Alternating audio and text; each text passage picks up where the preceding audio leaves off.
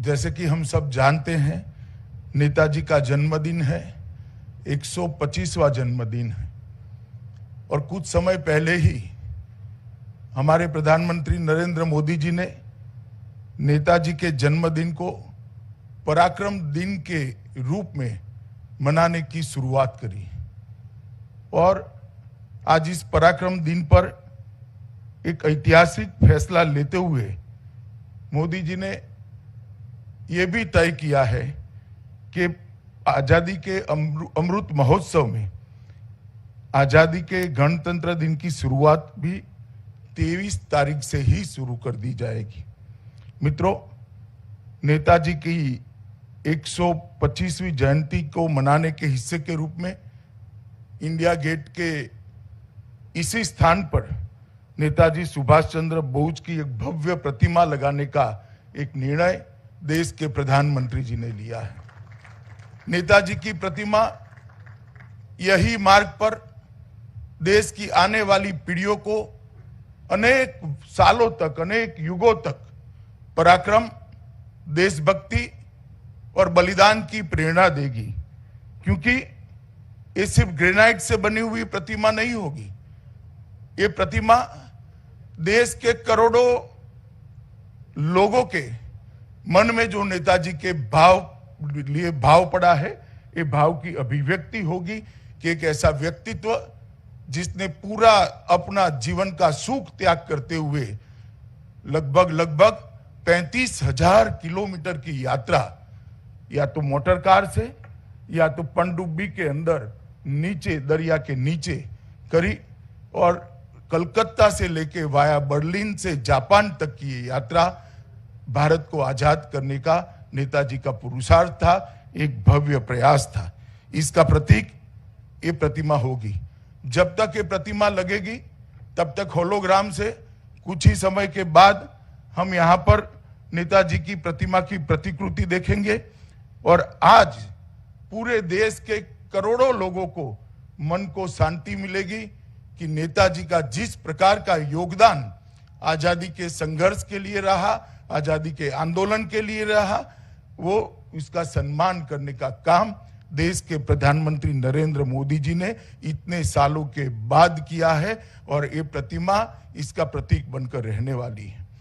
चलो दिल्ली का नारा आज भी युवाओं को चेतना और ऊर्जा प्रदान करता है।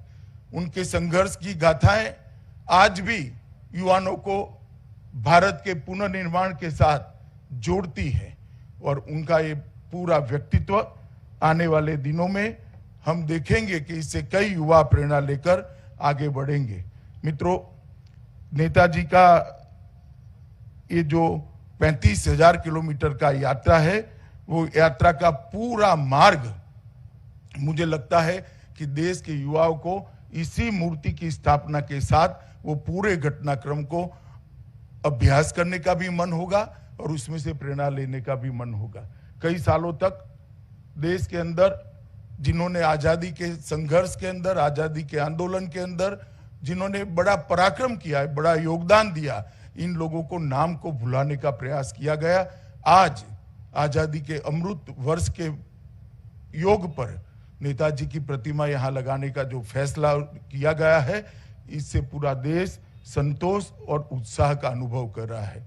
मित्रों, जब ये प्रतिमा यहां पर लग जाएगी तब इतिहास को भी अपने प्यारे बेटे को यहां देखकर बहुत संतोष होगा, ऐसा मेरा मानना है।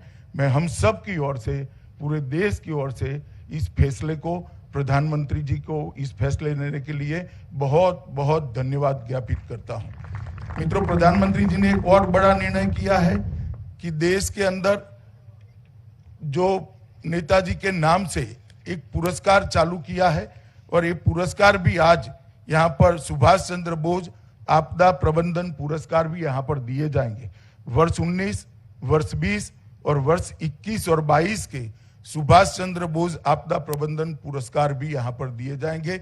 इससे आपदा प्रबंधन के क्षेत्र में काम करने वाले सभी लोगों को सुभाष चंद्र बोस के नाम से साथ जुड़े हुए पुरस्कार हमेशा आपदा प्रबंधन के क्षेत्र में उत्कृष्ट कामगिरी करने के लिए प्रेरित करते रहेंगे। आज ये दोनों अवसर पर मैं गृह मंत्रालय की ओर से मोदी जी का धन्यवाद भी करता हूं, आप लोगों का स्वागत करता हूं। और ये आज जो नई शुरुआत हुई है, मुझे विश्वास है ये नई शुरुआत से देश के युवाओं को अनेक वर्षों तक प्रेरणा मिलती रहेगी। आप सभी का धन्यवाद। नमस्कार।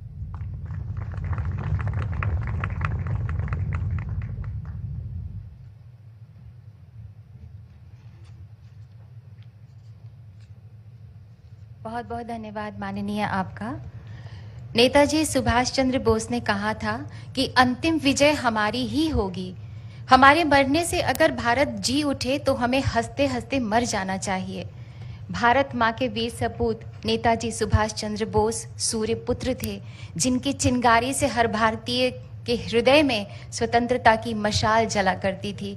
दुश्मन भी थर्राया करते थे। उनके जय हिंद के नारे में वो शक्ति हुआ करती थी। आजाद हिंद फौज का वो प्रेरणा गीत कदम कदम बढ़ाए जा आज भी हमारे रोंगटे खड़े कर देता है।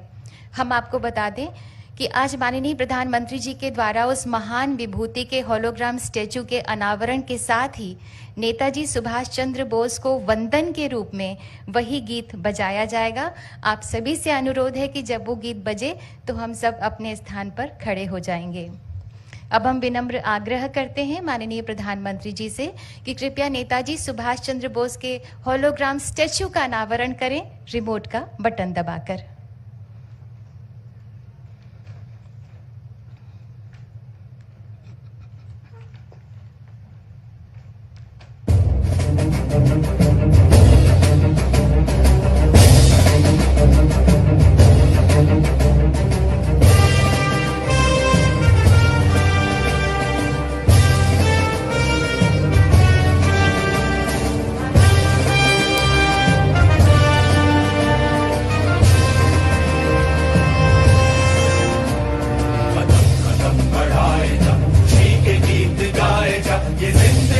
कौम की तो कौम पे लुटाए जा, कदम कदम बढ़ाए जा, खुशी के गीत गाए जा। ये जिंदगी है कौम की तो कौम पे लुटाए जा।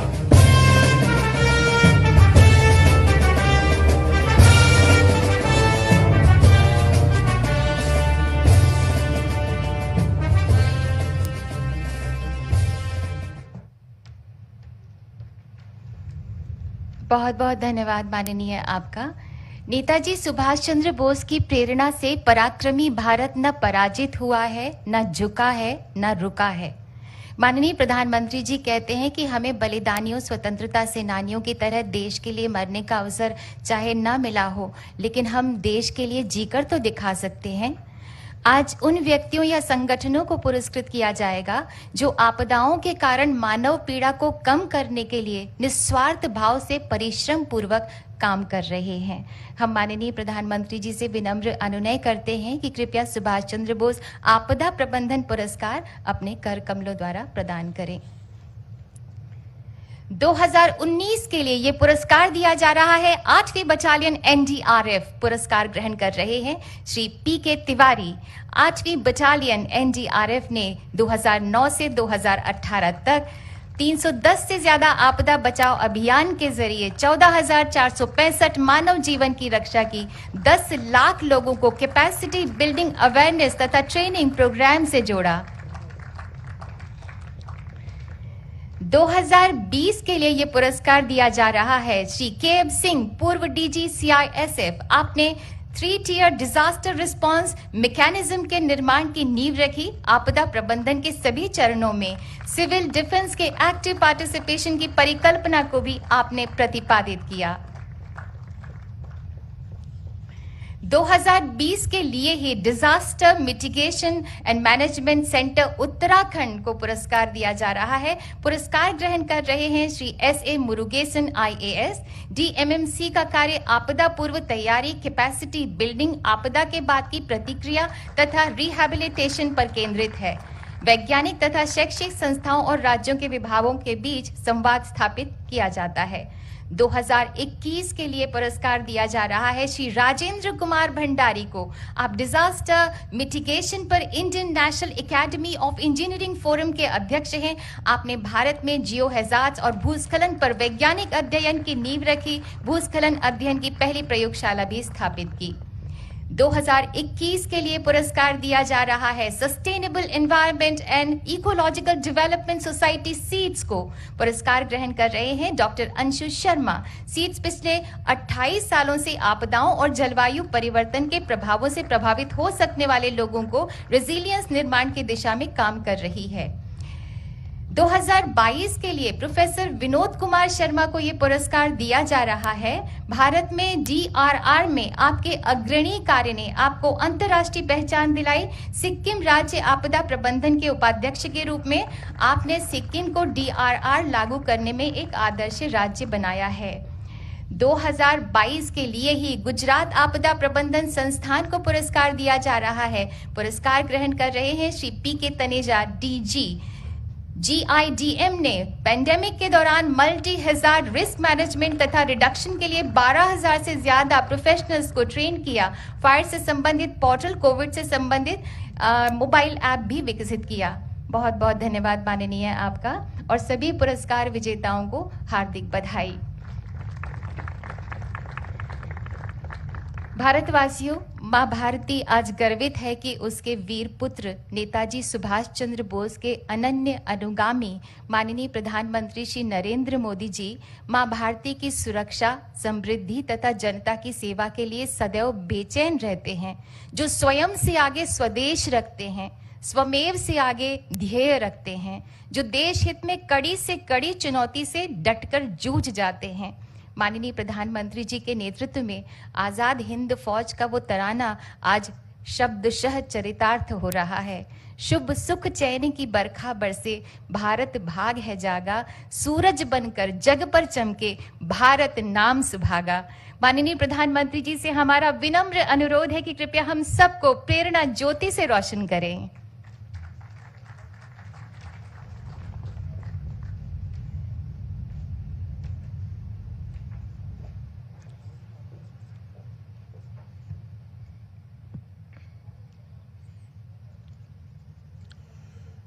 इस ऐतिहासिक कार्यक्रम में उपस्थित मंत्रिपरिषद के मेरे साथी श्री अमित शाह, श्री हरदीप पुरी जी, मंत्रिमंडल के अन्य सदस्य, IN के सभी ट्रस्टी, NDMA के सभी सदस्यगण, jury members, NDRF, coast guards और IMD के डायरेक्टर जनरल, आपदा प्रबंधन पुरस्कारों के सभी विजेता साथी,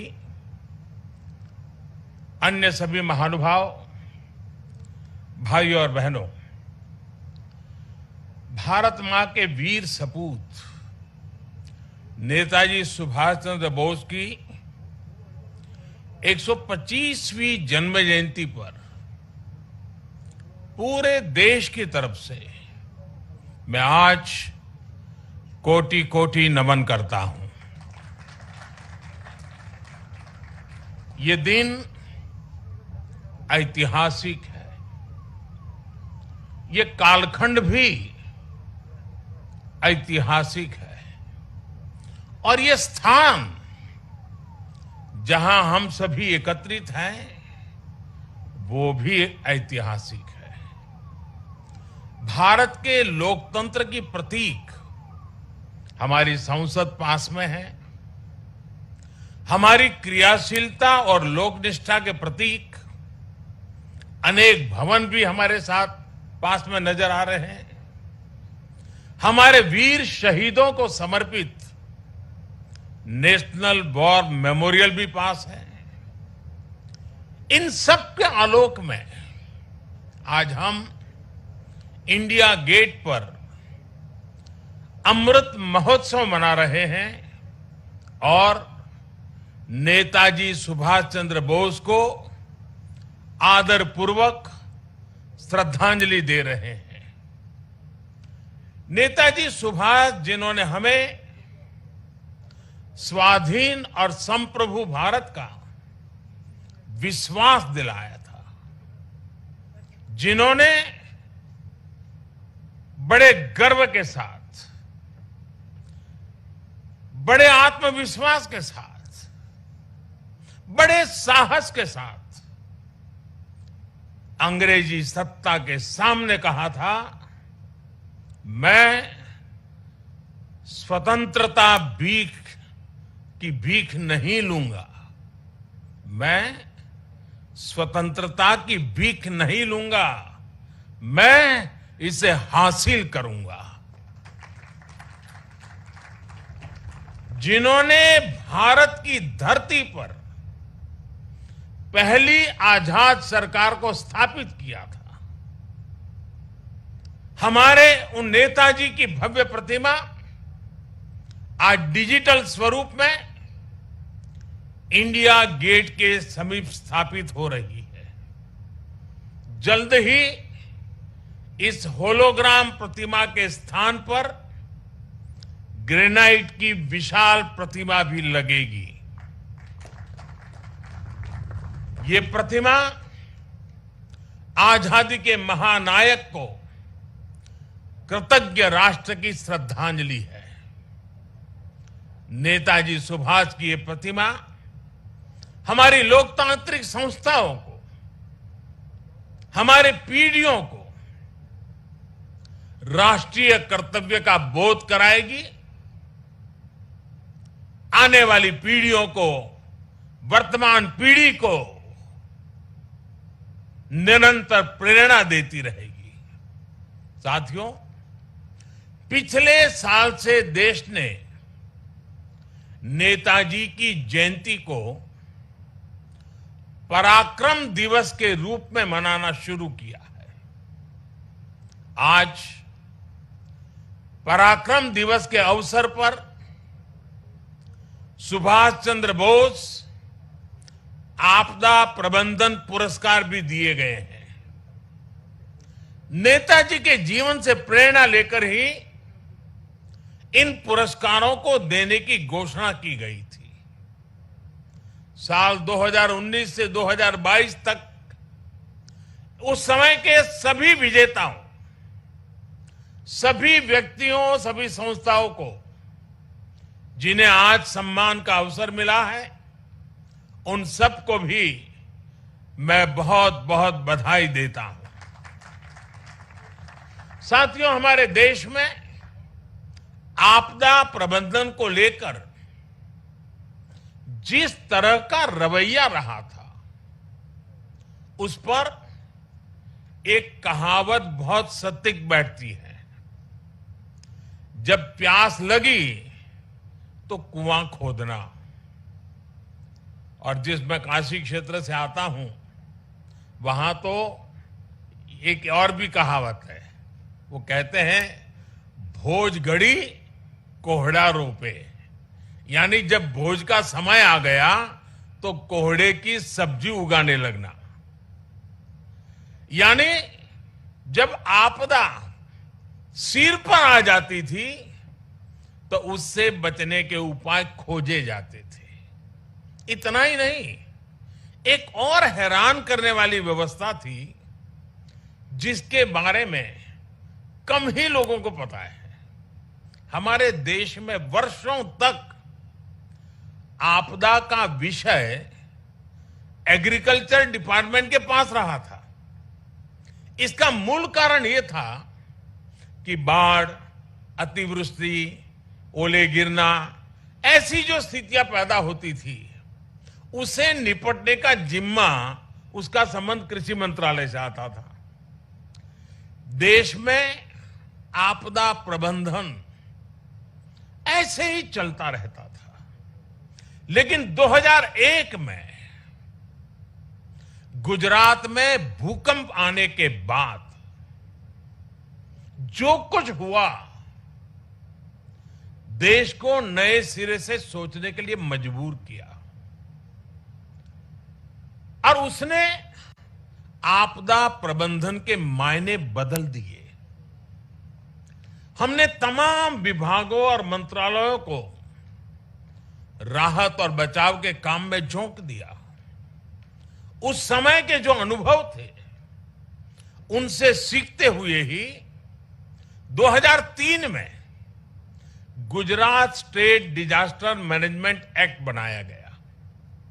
आपदा से निपटने के लिए गुजरात इस तरह का कानून बनाने वाला देश का पहला राज्य बना। बाद में केंद्र सरकार ने गुजरात के कानून से सबक लेते हुए 2005 में पूरे देश के लिए ऐसा ही डिजास्टर मैनेजमेंट एक्ट बनाया।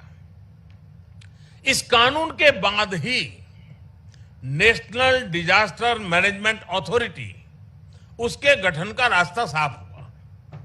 इसी कानून ने कोरोना के खिलाफ लड़ाई में भी देश की बहुत मदद की। साथियों, डिजास्टर मैनेजमेंट को प्रभावी बनाने के लिए 2014 के बाद से हमारे सरकार ने राष्ट्रीय स्तर पर चौतरफा काम किया है। हमने रिलीफ, रेस्क्यू, रिहेबिलिटेशन, उस पर जोर देने के साथ साथ ही रिफॉर्म पर भी बल दिया है।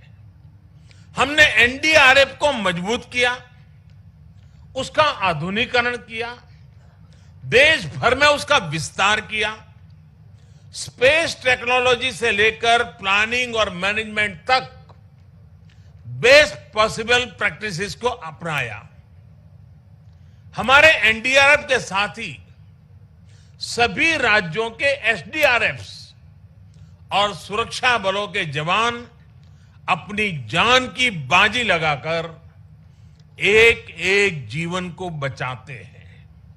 इसलिए आज ये पल इस प्रकार से जान की बाजी लगाने वाले, औरों की जिंदगी बचाने के लिए खुद की जिंदगी का दाव लगाने वाले,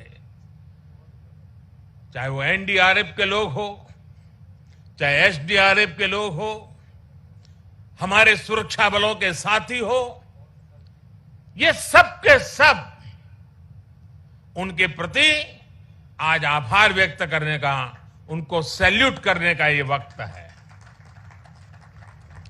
साथियों, अगर हम अपनी व्यवस्थाओं को मजबूत करते चलें तो आपदा से निपटने की क्षमता दिनों दिन बढ़ती चली जाती है। मैं इसी कोरोना काल के 1-2 वर्ष की बात करूं तो इस महामारी के बीच भी देश के सामने नई आपदाएं आकर खड़ी हो गई।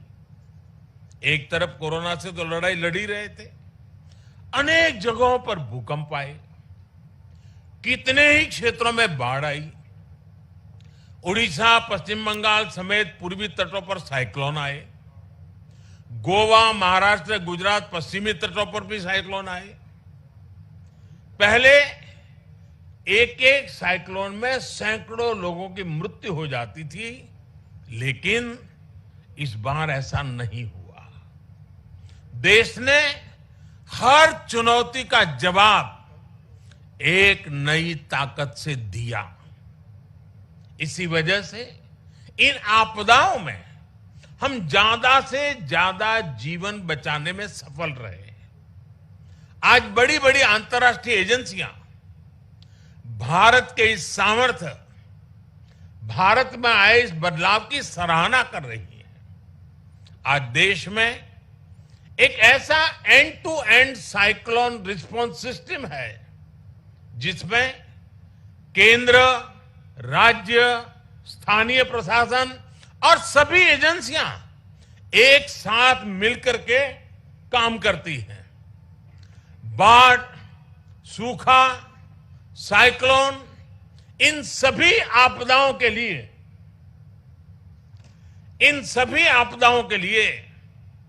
वार्निंग सिस्टम में सुधार किया गया है। डिजास्टर रिस्क एनालिसिस के लिए एडवांस टूल्स बनाए गए हैं।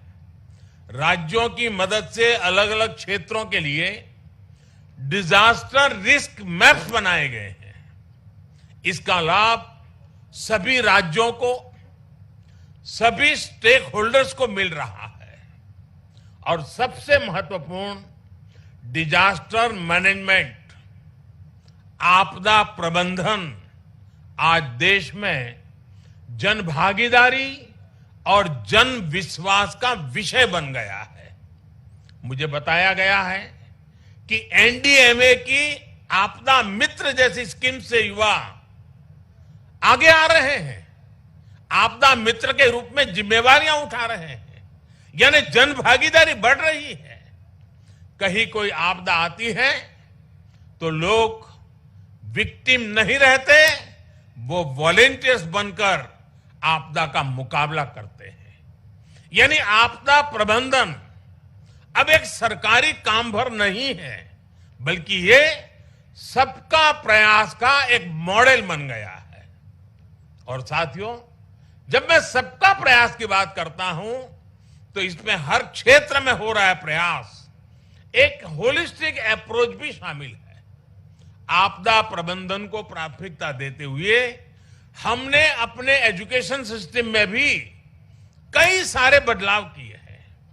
जो सिविल इंजीनियरिंग के कोर्सेज होते हैं, आर्किटेक्चर से जुड़े कोर्सेज होते हैं, उसके पाठ्यक्रम में डिजास्टर मैनेजमेंट से जोड़ा, इंफ्रास्ट्रक्चर की रचना कैसी हो, उस विषयों को जोड़ना, ये सारे काम प्रयासरत हैं। सरकार ने डैम फेलियर की स्थिति से निपटने के लिए डैम सेफ्टी कानून भी बनाया है। साथियों, दुनिया में जब भी कोई आपदा आती है तो इसमें लोगों की दुखद मृत्यु की चर्चा होती है कि इतने लोग मृत्यु हो गई, इतना ये हो गया, इतने लोगों को हटाया गया। आर्थिक नुकसान भी बहुत होता है, उसकी भी चर्चा की जाती है। लेकिन आपदा में जो इंफ्रास्ट्रक्चर का नुकसान होता है वो कल्पना से परे होता है। इसलिए ये बहुत आवश्यक है कि आज के समय में इंफ्रास्ट्रक्चर का निर्माण ऐसा हो जो आपदा में भी टिक सके, उसका सामना कर सके। भारत आज इस दिशा में भी तेजी से काम कर रहा है। जिन क्षेत्रों में भूकंप, बाढ़ या साइक्लोन का खतरा ज्यादा रहता है, वहां पर पीएम आवास योजना के तहत बन रहे घरों में भी इसका ध्यान रखा जाता है। उत्तराखंड में जो 4 धाम महापरियोजना का काम चल रहा है, उसमें भी आपदा प्रबंधन का ध्यान रखा गया है। उत्तर प्रदेश में जो नए एक्सप्रेस वे बन रहे हैं, उनमें भी आपदा प्रबंधन से जुड़ी बारीकियों को प्राथमिकता दी गई है। आपात स्थिति में एक्सप्रेस वे विमान उतरने के काम आ सके, इसका भी प्रावधान किया गया है। यही नए भारत का विजन है, नए भारत के सोचने का तरीका है। साथियों, डिजास्टर रेजिलिएंट इंफ्रास्ट्रक्चर की इसी सोच के साथ भारत ने दुनिया को भी एक बहुत बड़ी संस्था का विचार दिया है, उपहार दिया है। यह संस्था है CDRI, coalition for disaster resilient infrastructure. Bharat की इस पहल में ब्रिटेन हमारा प्रमुख साथी बना है और आज दुनिया के 35 देश इससे जुड़ चुके हैं। दुनिया के अलग अलग देशों के बीच में, सेनाओं के बीच में हमने ज्वाइंट मिलिट्री एक्सरसाइज बहुत देखी है, पुरानी परंपरा है, उसकी चर्चा भी होती है। लेकिन भारत ने पहली बार डिजास्टर मैनेजमेंट के लिए ज्वाइंट ड्रिल की परंपरा शुरू की है। कई देशों में मुश्किल समय में हमारी डिजास्टर मैनेजमेंट से जुड़ी एजेंसियों ने अपनी सेवाएं दी हैं, मानवता के प्रति अपने कर्तव्य का निर्वाह किया है। जब नेपाल में भूकंप आया, इतनी बड़ी तबाही मची, तो भारत एक मित्र देश के रूप में उस दुख को बांटने के लिए जरा भी देरी नहीं की थी। हमारे एनडीआरएफ के जवान वहां तुरंत पहुंच गए थे। डिजास्टर मैनेजमेंट का भारत का अनुभव सिर्फ हमारे लिए नहीं बल्कि पूरी मानवता के लिए है। आप सभी को याद होगा 2017 में भारत ने साउथ एशिया जियो स्टेशनरी कम्युनिकेशन सैटेलाइट को लॉन्च किया था। वेदर और कम्युनिकेशन के क्षेत्र में उसका लाभ हमारे दक्षिण एशिया के मित्र देश को मिल रहा है। साथियों, परिस्थितियां कैसे भी हो, अगर हम में हौसला है तो हम आपदा को भी अवसर में बदल सकते हैं। यही संदेश नेताजी ने हमें आजादी की लड़ाई के दौरान दिया था। नेताजी कहते थे, कभी भी स्वतंत्र भारत के सपने का विश्वास मत खोना। दुनिया की कोई ताकत नहीं है जो भारत को झकझोर सके। आज हमारे सामने आजाद भारत के सपनों को पूरा करने के लक्ष्य हैं। हमारे सामने आजादी के 100वें साल से पहले 2047 के पहले नए भारत के निर्माण का लक्ष्य है। और नेताजी को देश पर जो विश्वास था, जो भाव नेताजी के दिल में उभरते थे, और उनके इन भावों के कारण मैं कह सकता हूं कि दुनिया की कोई ताकत नहीं है जो भारत को इस लक्ष्य तक पहुंचने से रोक सके।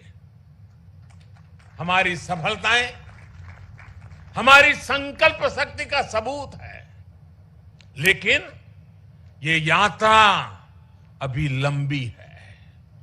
हमें अभी कई शिखर और पार करने हैं। इसके लिए जरूरी है हमें देश के इतिहास का हजारों सालों की यात्रा में इसे आकार देने वाले तप, त्याग और बलिदानों का बोध रहे। भाई और बहनों, आजादी के अमृत महोत्सव का संकल्प है कि भारत अपनी पहचान और प्रेरणाओं को पुनर्जीवित करेगा। ये दुर्भाग्य रहा कि आजादी के बाद देश की संस्कृति और संस्कारों के साथ ही अनेक महान व्यक्तित्वों के योगदान को मिटाने का काम किया गया। स्वाधीनता संग्राम में लाखों लाख देशवासियों की तपस्या शामिल थी, लेकिन उनके इतिहास को भी सीमित करने की कोशिश हुई। लेकिन आज आजादी के दशकों बाद देश उन गलतियों को डंके की चोट पर सुधार रहा है, ठीक कर रहा है। आप देखिए, बाबा साहब आंबेडकर से जुड़े पंच तीर्थों को देश उनकी गरिमा के अनुरूप विकसित कर रहा है। स्टैच्यू ऑफ यूनिटी आज पूरी दुनिया में सरदार वल्लभ भाई पटेल के यशगान की तीर्थ बन गई है। भगवान बिरसा मुंडा की जयंती को जनजातीय गौरव दिवस के रूप में मनाने की शुरुआत भी हम सब ने कर दी है। आदिवासी समाज के योगदान और इतिहास को सामने लाने के लिए अलग अलग राज्यों में आदिवासी म्यूजियम बनाए जा रहे हैं और नेताजी सुभाष चंद्र बोस के जीवन से जुड़ी हर विरासत को भी देश पूरे गौरव से संजो रहा है। नेताजी द्वारा अंडमान में तिरंगा लहराने की 75वीं वर्षगांठ पर अंडमान के एक द्वीप का नाम उनके नाम पर रखा गया है।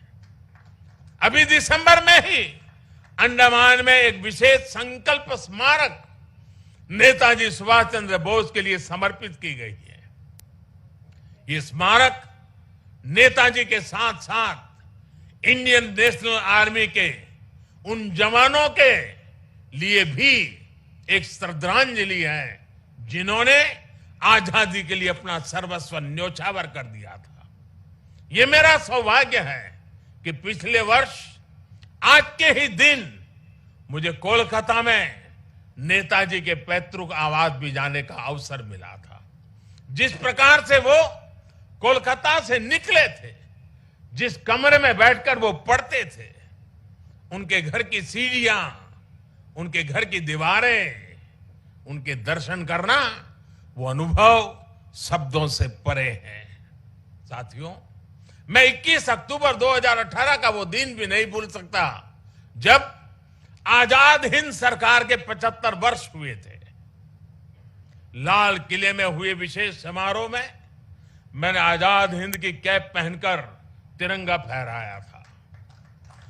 वो पल अद्भुत था, वो पल अविस्मरणीय है।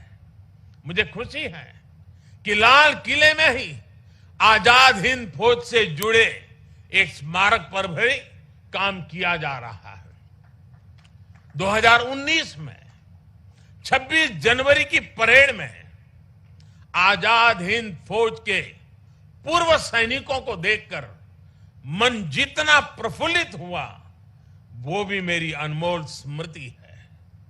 और इससे भी मैं अपना सौभाग्य मानता हूं कि हमारी सरकार को नेताजी से जुड़ी फाइलों को सार्वजनिक करने का अवसर मिला। साथियों, नेताजी सुभाष कुछ ठान लेते थे तो फिर उन्हें कोई ताकत रोक नहीं सकती थी।